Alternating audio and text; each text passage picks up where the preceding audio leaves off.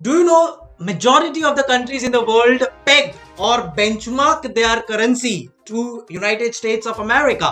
But अगर कल उठ के यूएसए में ह्यूज डिप्रेशन आ गया, हाइपर इन्फ्लेशन हो गया and probably USA is not able to manage the economy in the best manner possible. I know a hypothetical situation, but you never know, long term में कुछ भी हो सकता है.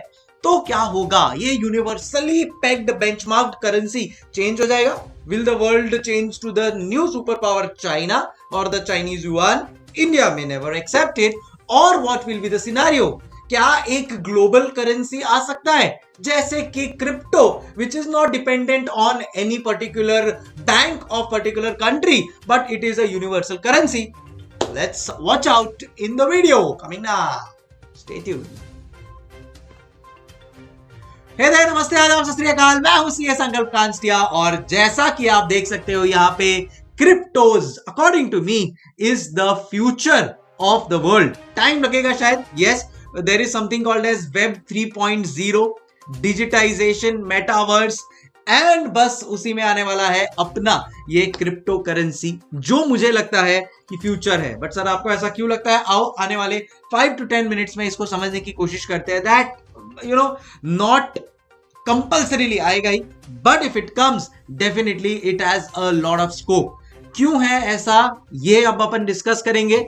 क्या है क्रिप्टोज? आई एम श्योर आपको थोड़ा बहुत आइडिया होगा, बस उतना आइडिया हो कि basically it is a digital currency, blockchain technology के ऊपर बेस्ड है and it is highly deregulated, decentralised. जी हाँ, उसी से तो जन्म हुआ था इस बेसिक क्रिप्टो करेंसी का. And the first one of that was bitcoin. उसके पहले भी see bitcoin was developed in the year 2008, but उसके पहले भी काफी attempts हुए थे, but things didn't really work out. So why exactly is cryptocurrency the future? और क्यों मुझे ऐसा लगता है कि आज की तारीख में क्रिप्टो करेंसी, स्पेशली जो बिटकॉइंस है, जो इथेरियम्स है, उसमें इन्वेस्ट करना चाहिए so that it will increase big time in the future. मैं आपको 2-3 एग्जांपल देता हूं. सबसे पहले क्रिप्टोस क्या होता है? Basically they are deregulated currencies that can be traded or used throughout the world only by those countries जो उसको रिकॉग्नाइज कर रही है. एंड ऑब्वियसली इंडिया आज की तारीख में उसको as a legal currency recognise नहीं कर रही है, but future can be different. So क्यों हुआ ये? 2008 में स्पेशली सब प्राइम मॉर्गेज के अमेरिकन बोलते हैं ना मार्केट के क्रैश के बाद a need was felt that जो भी करेंसीज है वो हाईली रेगुलेटेड है by your own central bank. For example India का currency Reserve Bank of India से हाईली मैनेज्ड है, वैसे यूएस का फेडरल रिजर्व है. सो इन दैट वे हर एक कंट्री का हाईली रेगुलेटेड है. If there is a issue with that particular country है उनके करेंसी के साथ, देन इन दैट केस कुछ भी हो सकता है आपके करेंसी को. एग्जाम्पल देता हूं मैं. पहला एग्जाम्पल, समझो आप अफगानिस्तान में रह रहे हो and one fine day Taliban enters in your territory and तब आपको कहीं ना कहीं ये पूरा अफगानिस्तान छोड़ के जाना पड़ेगा. देन इन दैट केस समझो आपने अफगानी रुपया बहुत सारा जमा किया हुआ है, but Taliban comes and tells that we will rule Afghanistan. जितने भी आपके अफगानी रुपए will all go for a toss, या उनकी वैल्यू इतनी कम हो जाएगी that you will not be able to do anything about it. है कि नहीं? ऐसा ही कुछ हो चुका है अफगानिस्तान के साथ. अब ऐसा सोचो कि यही अफगानिस्तान के सिटीजन के पास अफगानी रुपया ना होके बिटकॉइन होता एंड फिर उनको अफगानिस्तान से कहीं और शिफ्ट होना पड़ता, तो कितना इजी रहता. Because that bitcoin will have the same value whether आप इंडिया में हो, अफगानिस्तान में हो या यूनाइटेड स्टेट्स ऑफ अमेरिका में हो. बट आज वो अफगानी रुपए की वैल्यू जो अच्छी थी, बट अब तालिबान के एंटर होने के बाद it would have been gone and crash down. एक सेकंड एग्जांपल लेता हूं मैं आपके साथ लेबनान का. लेबनान का भी जो करेंसी है that was highly regulated by central bank of their Lebanon, but वहां पे भी कुछ इकोनॉमिक क्राइसिस आ गए. अब अगर आपके बैंक अकाउंट में पैसा है तो आपको लगेगा कि हाँ भाई वो पैसे का पूरा वैल्यू है, बट ऐसा नहीं है. लेबनान सेंट्रल बैंक ने इंस्ट्रक्शंस दिए बाकी जितने भी उन कंट्री के बैंक्स थे उनको, that a citizen can not withdraw more than a x amount every day. मतलब अगर आपके अकाउंट में समझो 10 लाख है, तो भी अगर गवर्नमेंट ने पुटअप किया है कि आप 5,000 से ज्यादा विड्रॉ नहीं कर सकते, तो आपका जो 10 लाख पड़ा है ना, वो उसका कोई वैल्यू नहीं है, क्योंकि आप तो खाली 5,000 विड्रॉ कर सकते हो और उसका भी शायद वैल्यू एकदम कम हो जाए.